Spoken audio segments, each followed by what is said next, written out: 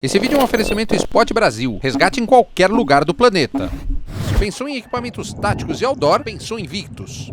Crosster.com.br, equipamentos originais e de alta qualidade. E Marte, a maior loja de equipamentos táticos e de aventuras de São Paulo. Fala pessoal do YouTube, tudo bem? Olha só, continuo aqui com o Vicente Ancona, tá? Para quem não viu o primeiro vídeo dessa série, o link da playlist vai estar aqui embaixo também na descrição. E com a playlist completa a gente vai falar bastante sobre segurança domiciliar residencial, né? Vou fazer agora uma breve apresentação do Vicente.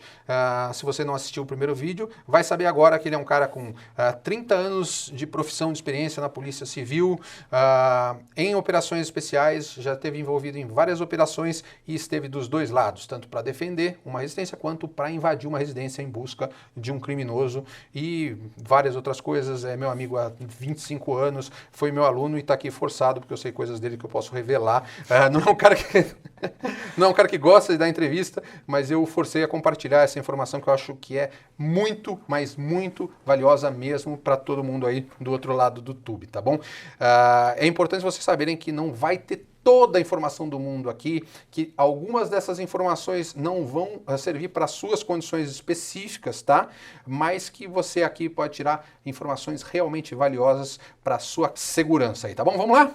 Assunto desse segundo VT, eclusas, circuito de TV e sensores. Então vamos começar falando de eclusa. A primeira pergunta é, que raios é uma eclusa?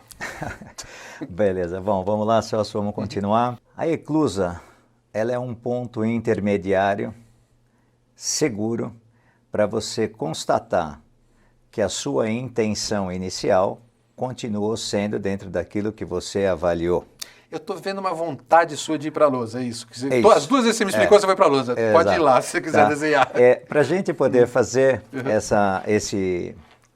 um desenho, para a gente poder entender melhor, é importante a gente fazer um critério, apenas um critério. Tá. Então nós vamos sair da cor branca como mais segura. Cor branca é área segura. Mais segura. Mais segura. Mais exato. segura. isso Nada é é pleno. legal que ele falou, nada é pleno. Nada é pleno. E nós vamos a caminho da cor vermelha, como representando a área de maior risco. Tá. Dentro dela, nós vamos passar as diversas tonalidades, tá? Então, laranja, mais ou menos. Amarelo, laranja. Amarelo, menos. Exato. Tá. Quanto mais claro, mais seguro. Isso. Quando a gente fala em sociedade, nós temos sociedades mais seguras e menos seguras. Não sei do que você está falando. Estamos no Brasil. Perfeito. Tipo, não, mas tem um público que está em Portugal que é considerado uma área segura. Tem bastante, segunda área mais segura da Europa, né? Português assistindo o canal aí, mas para o brasileiro nós rua temos. É vermelha. Então, nós temos que imaginar o seguinte. Aquilo que está dentro, nós vamos ter que separar em residências e vamos ter que separar em condomínios, são dois conceitos diferentes. Porque vai ter uma área intermediária dentro da área do condomínio que a gente já vai abordar. Vamos lá.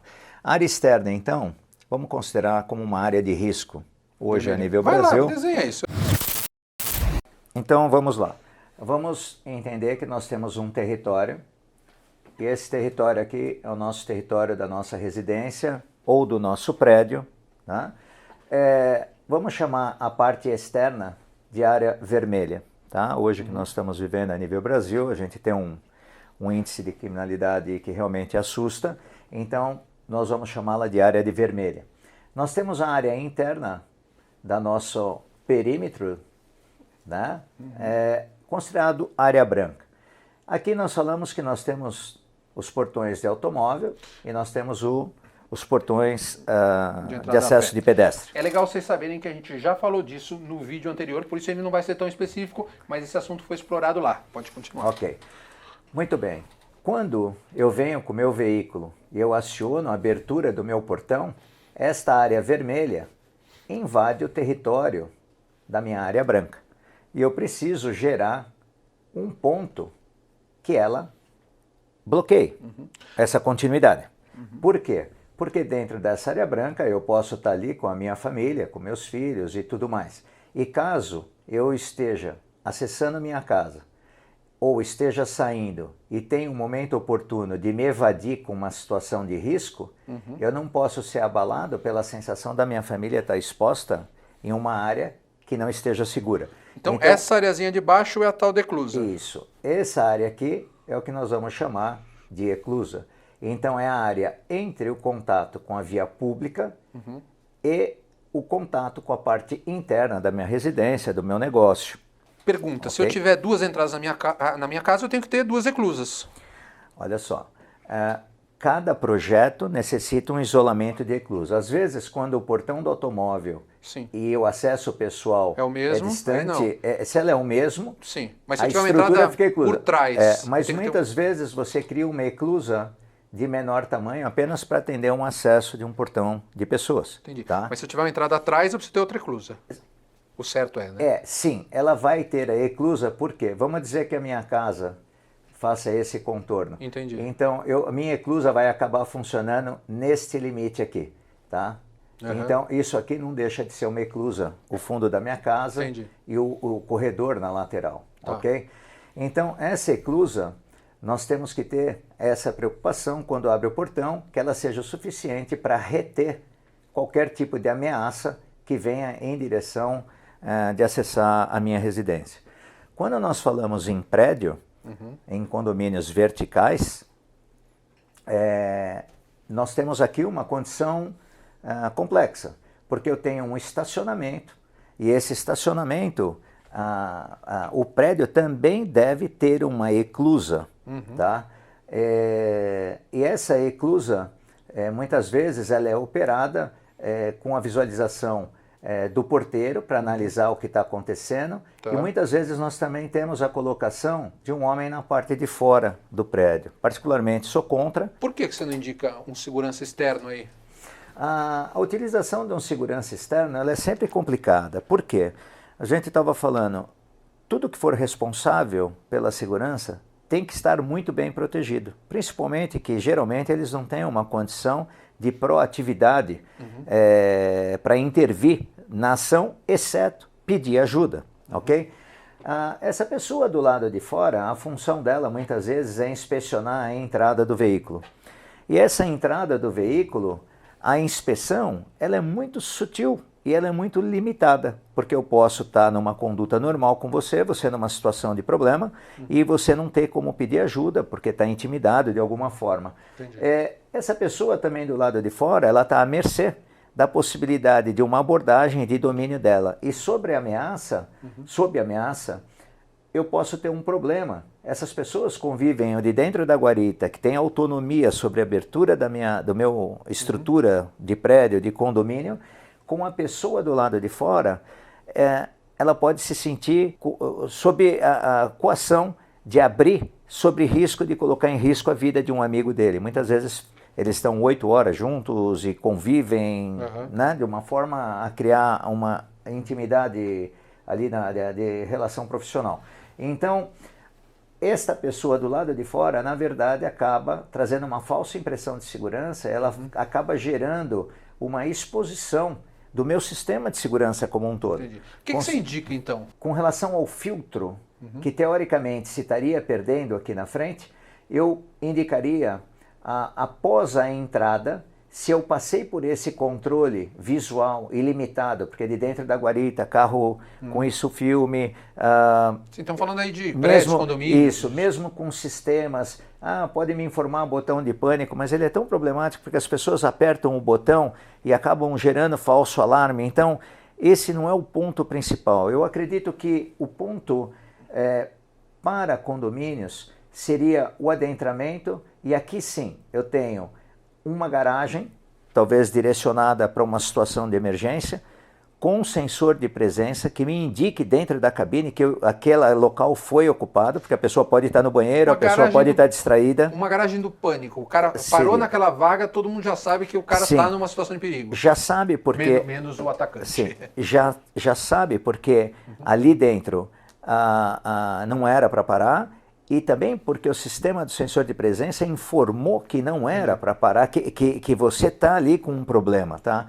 Então, isso faz com que a pessoa responsável pela segurança que está dentro da guarita possa fazer um acionamento de pedido de ajuda.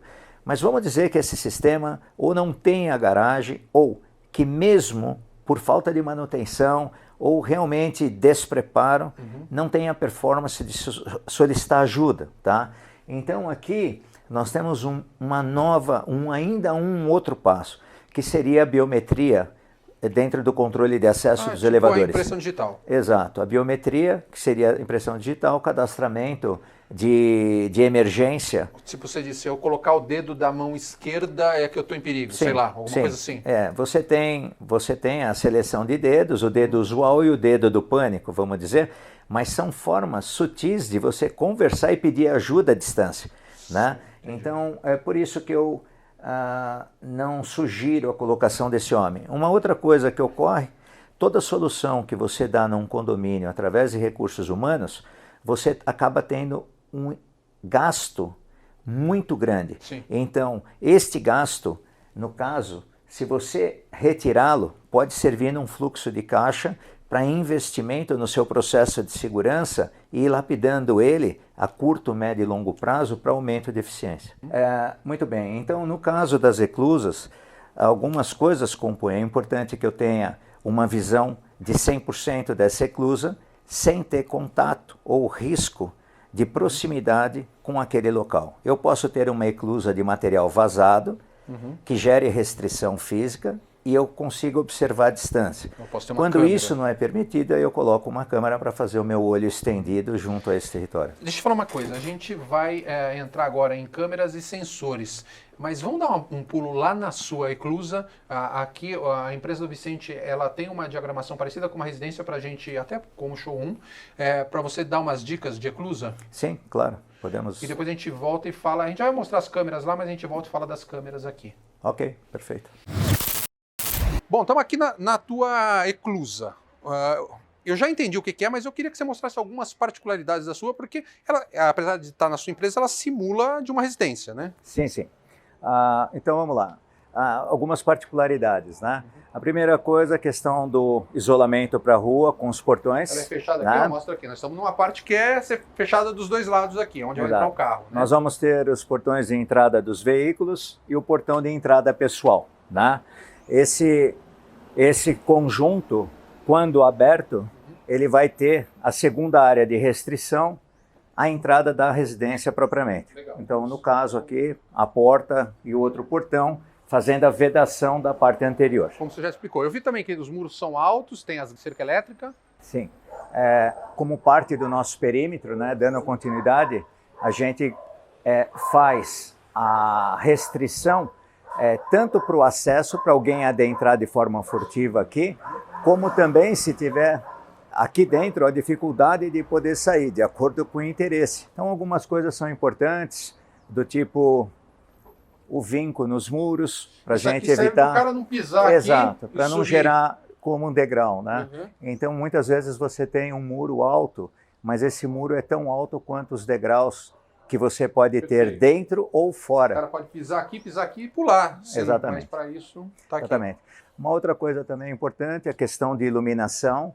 Tô vendo aqui que você tem essas lâmpadas são acionadas por movimento. Essas lâmpadas elas podem ser acionadas por interruptor e no sistema normal dela elas estão sempre por movimento no caso da noite, tá? Então isso facilita com que se eu tiver algum movimento aqui que destaque na tela da parte do circuito fechado de televisão, né? E essa iluminação ela se dá tanto pela parte superior quanto pela parte inferior. Então esse é um local muito bem. Você tem lâmpada embaixo também. Exato. Né? A ideia é a gente poder evitar áreas de sombra, né? No sentido de uso de bonés e a gente ter uma qualidade superior da imagem, né? Então, as câmeras baixas e as câmeras altas... Eu percebi duas coisas. Você tem câmeras baixas e altas e tem câmeras dos dois lados. Sim.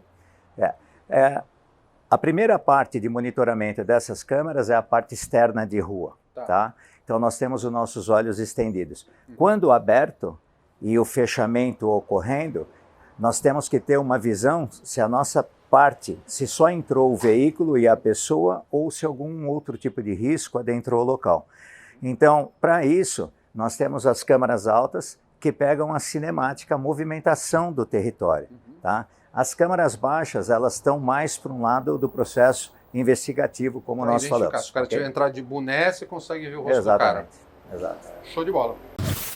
Deixa eu fazer uma interrupçãozinha rápida aqui para convidar vocês a conhecerem a minha loja online. Lá vocês verão as minhas facas feitas pelo grande Ricardo Vilar, as minhas mochilas feitas pela renomada Curtlo, os abrigos em parceria com a Armadeira, grande Rafael, e também o meu super curso de aventuras para você que vai viajar, fazer um camping, um mochilão. Olha, são informações essenciais que eu tenho certeza que podem te ajudar muito em campo, tá? Depois desse vídeo então, dá uma olhada lá.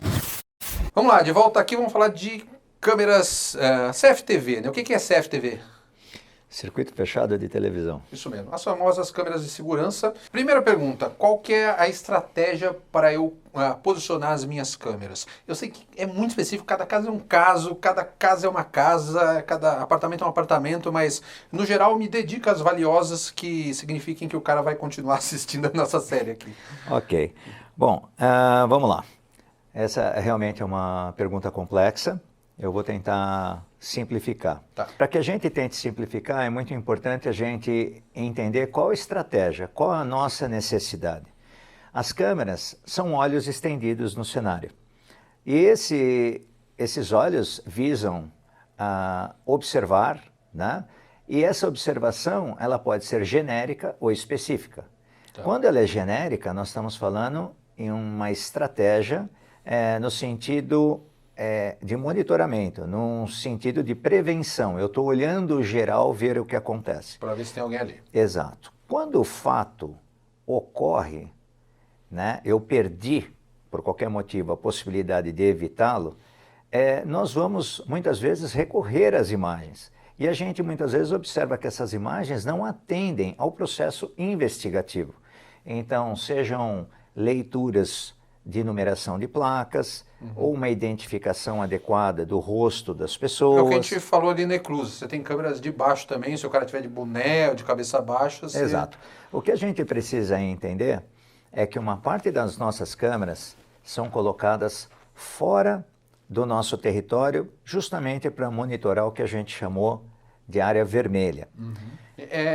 Vale lembrar aqui que as câmeras elas servem tanto para se você está dentro da sua casa, querer monitorar o perímetro, quanto para, se você está fora, você ver se está acontecendo alguma coisa lá dentro, se você pode entrar ou vigiar a sua casa se você está viajando. Isso me leva à segunda pergunta, que eu acho que é o que você vai falar agora. Quais os tipos de câmeras e equipamentos, porque não é só câmera, né? Tem a central, o controle ali, tudo, que eu devo escolher? Ok. É claro que para a gente poder desenvolver a seleção dos equipamentos, nós vamos que, primeiro, ter que ter ideia de qual o objetivo e o que nós queremos do nosso equipamento, o tipo de local que ele vai ser colocado, as características, né? Sim, estamos falando aqui de forma genérica, é complexo mesmo, é difícil saber a situação que você tem aí na sua casa, mas pelo menos a gente consegue... Nós temos equipamentos com kits bem simples, muitas vezes vendidos em áreas comerciais de produtos específicos, que vão de câmeras analógicas até sistemas complexos, que utilizam sistemas digitais. Nesse meio caminho também existem tecnologias híbridas. O bolso é o limite, né? Tem coisas que vão da tecnologia menor a maior, mas quanto melhor, mais caro. Vamos falar português correto? Sim, a gente começa a entrar num investimento maior, você tem uma série de outros critérios, né? Que começam a tornar mais complexos esses produtos. Tá bom, mas como eu coloco, como eu distribuo essas câmeras, enfim, me dá... Eu quero saber, eu cheguei em casa agora, tenho que colocar as câmeras, onde eu escolho? Isso, o que a gente precisa entender é que as câmeras tentam copiar os olhos humanos.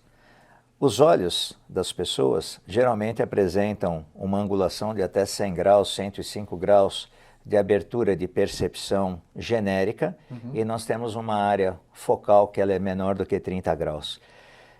Nós temos a capacidade de dar o zoom nas distâncias desejadas com um tempo extremamente rápido.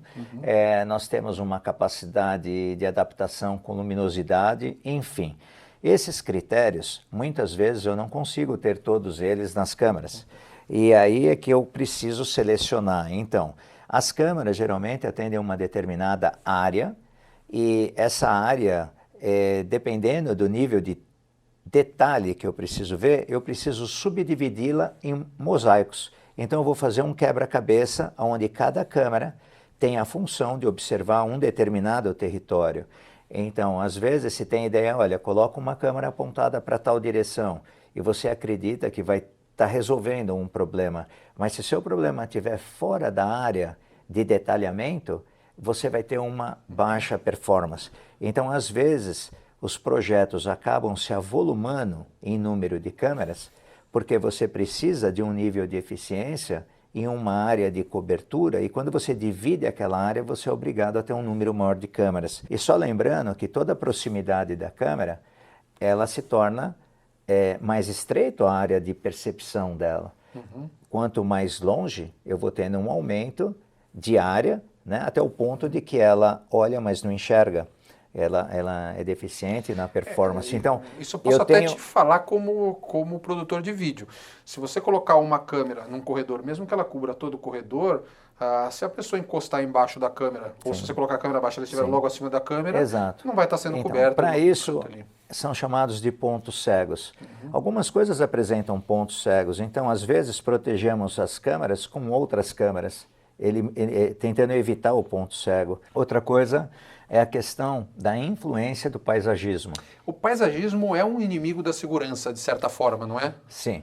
Por causa dos pontos cegos e da iluminação. O paisagismo requer aquela iluminação mais afrescalhada ali em pontos específicos, que tem pontos escuros, e na segurança você não quer isso. Você quer ver tudo e luz em tudo. Exato. Então, é aqui que começa a ficar interessante. Muitas vezes o projeto de iluminação do paisagismo, ele não é o mesmo projeto do sistema de segurança. Claro. E isso nós acabamos tendo vamos dizer, um acréscimo de investimento, né? Toda vez que puder andar de mãos dadas, ótimo, que atenda as duas partes. Mas a questão de árvores me chama demais a atenção. Os pontos cegos causados pela vegetação. As árvores, elas crescem, elas se movimentam, e muitas vezes o planejamento estratégico de um sistema de segurança, ele aconteceu com as árvores ainda pequenas. Sim, quando você fala árvore, até arbustos, enfim. Arbustos. E aí, após uma temporada de chuva e passagem do tempo, você tem um outro esse cenário. perfil cresce. E se você não tem uma estrutura, uma equipe para estar atenta com essas mudanças, é algo que vai diminuindo a performance de forma não perceptível. Entendi. Você tem que prestar atenção, daqui a uns anos você montou um negócio que não tem ponto cego nenhum, daqui a uns anos o paisagismo pode ter invadido e criado vários pontos cegos. Valeu, ótima dica. Nunca tinha passado isso pela minha cabeça. Tem mais coisa. Por exemplo, festas juninas, né? Ou em ambientes comerciais, escolas e tudo mais. Festa junina. Onde você vai parar disso? Então, a brincadeira está na colocação de bandeirinhas, bandeirolas, ou o ACT, o trânsito resolve colocar uma placa nova de sinalização, uma faixa de desvio de trânsito, às vezes impacta diretamente na sua estratégia inicial de projeto. Cria pontos cegos, até um poste, né? Sim. A questão da manutenção preventiva. As câmeras, as mudanças, elas acabam ocorrendo de forma bem sutil, gradativa, e muitas vezes não se percebe. Então, nós estamos muitas vezes em centros onde você tem a questão de poluição e a limpeza das câmeras, uma cautela especial com infiltração de água, uma questão de uma manutenção preventiva é muito importante para manter a performance delas.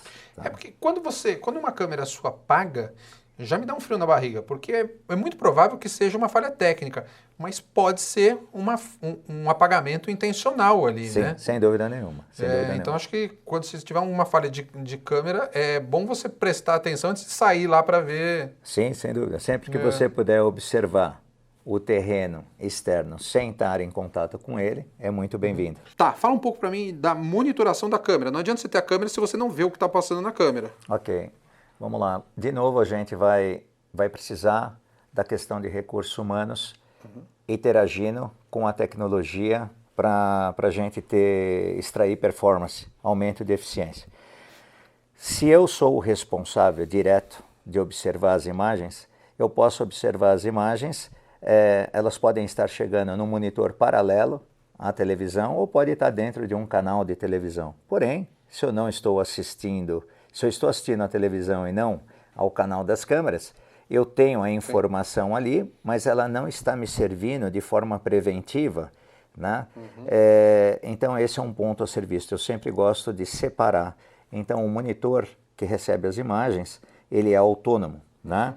Isso com relação ao proprietário, ao estar dentro da área branca, eu ainda posso permitir a utilização de uma televisão e nas proximidades um monitor, ok? Mas quando eu falo em uma prestação de serviço com uma pessoa que tem a responsabilidade pelo monitoramento, é importante que se fale isso. A utilização de uma televisão, ela não é permitida. Não, claro que não. Da mesma forma que a utilização de celulares no sentido de visualização de imagens também gera uma não conformidade operacional. Isso me traz ao nosso terceiro assunto de hoje, que são os sensores. Eu, como dono de casa, não vou passar 24 horas olhando a minha câmera de segurança. Então, eu tenho sensores que podem me avisar caso alguém invada meu perímetro. O que a gente pode acrescentar em relação a esses sensores? Esses sensores devem emitir bip, devem acender luz, devem mandar um e-mail para minha mãe? O que eles podem fazer aí? Como eu uso os sensores de movimento? Tá. São efetivos, primeiro? Então, eu ia abordar justamente nisso. A primeira coisa que é importante a gente definir num processo de segurança é a credibilidade. Falsos alarmes geram tendência de conformidade. Você uma hora toca o alarme, você fala, isso, é um alarme fala falso. Assim, é o lobo, e quando é o lobo, não aparece o lobo, certo? Então, a primeira coisa, quando se define algum tipo de sensor, seja ele do tipo IVA, que são de feixes que se interrompidos notificam, ou sensores de contato, ou sensores de infravermelho. Isso que eu ia te perguntar, você tem sensores que você coloca de um lado e do outro, quando a pessoa passa, interrompe, você tem sensores de movimento, é isso? São esses os dois tipos? Sensores de movimento, todos eles, né, captam o movimento. De interrupção, quando abre alguma coisa? Sim, você pode ter em janelas, né, sensores de contato. Né? Esses são os de contato que você falou, sim, então? Sensores de contato que são utilizados em janelas, podem ser utilizados em portas, enfim, numa gama grande, portas de guarita, no sentido de quando aberto tocam uma sinetinha que incomoda, tipo cinto de segurança, para obrigar a porta a ficar fechada. Tem um melhor ou cada um é para uma situação? Cada um tem o seu objetivo final. Então, o IVA, por exemplo... IVA é o que mesmo? São os feixes de longa distância. Quando você tem que cobrir longas distâncias, ele te emite feixes que, quando interrompidos, eles notificam. E o que vai notificar? Você tocar uma sirene, tocar uma campainha, disparar um alarme, enfim, ele apenas capta. Mas a função dele é cobrir territórios longos. Uma grande falha que se tem nos IVAs é a questão da utilização dele perto de vegetação, né? Isso realmente é muito complicado. E você tem os sensores de presença que geralmente eles pulverizam um raio de atuação, e esse raio de atuação geralmente cobre uma área de interesse. Então, por exemplo, a pessoa passa por uma porta, por um corredor, e aquele território está coberto não por um fecho, mas por uma área de percepção. Geralmente a gente faz o trabalho de composição de mais de um sensor, sempre trabalhando com plano primário, secundário, tá? Só retornando um pouquinho, o IVA, que é muito utilizado, ele é bonito, ele é limpo, mas ele não evita uma transposição e dependendo do tipo de território, se conjugado com áreas de vegetação, você tem os problemas de falso alarme. Falando do IVA, e aquele sensor de movimento normal? Ele perto de vegetação, obviamente, não dá para usar. Sim, eles são utilizados em áreas mais contidas, né, em espaços específicos. Posso colocar no corredor da minha casa ali? Corredores, na eclusa. Exato, numa subida de escada, né, em pontos onde você tenha... não tenha movimento, não tenha vegetação, não tenha previsão de animais de estimação, muitas vezes, passando, a gente precisa ter cautela com isso, porque às vezes você monta um procedimento e esse procedimento ele vai ser boicotado por uma força amiga, que é um animal de estimação. Isso lembra que cada caso é um caso, né? Não só a parte física do lugar, mas a dinâmica da família é importante para você compor isso, né? Sim. Isso é uma coisa muito importante, eu acredito que você aborde daqui a pouco, né? A gente vai falar disso no quarto vídeo sobre defesa domiciliar com a Cláudia, já. Então não avança na parte dela, não. Tá bom. Eu entendi dos sensores de movimento. Tem mais algum tipo de sensor? É o sensor de... Aqueles sensores de contato. Funciona isso, sensor de janela? Eu sei Muito, que tem um que sonora e tem um que por Wi-Fi te avisa... Sim, olha só. Nós temos que separar a detecção da informação. Tá? É muito importante o detectar e o informar. Então, o captar a imagem e transmitir essa imagem, né, é uma integração de vários pontos. Né? Nós estamos apresentando apenas linhas desejáveis, mais desejáveis e menos desejáveis, né, para que a gente trabalhe com princípios. Mas a elaboração específica disso depende de uma anamnese, de um levantamento preciso, para um planejamento dentro de uma ótica profissional, para depois sim vir para o processo de execução. Entendi. Okay? Sim. Aqui a gente deu uma geral, deu várias informações, nunca vai dar todas as informações, porque a gente poderia falar horas disso daqui, mas já te agradeço, acho que a gente deu uma pincelada sobre esses 3 assuntos. No próximo vídeo a gente vai falar coisas bem legais, então se você não está inscrito no canal, inscreva-se no canal. Se você está vendo esse vídeo no lançamento, a gente já fez um vídeo antes. Se você está vendo esse vídeo depois de um tempo do lançamento, provavelmente a série inteira sobre defesa domiciliar já está no ar, tá bom? Vou deixar os links aqui na descrição do vídeo e nos cards. E se você gostou, lembre-se de curtir aí o vídeo e principalmente muito obrigado pela audiência de vocês. Vicentão, Okay. valeu. Vamos gravar o próximo.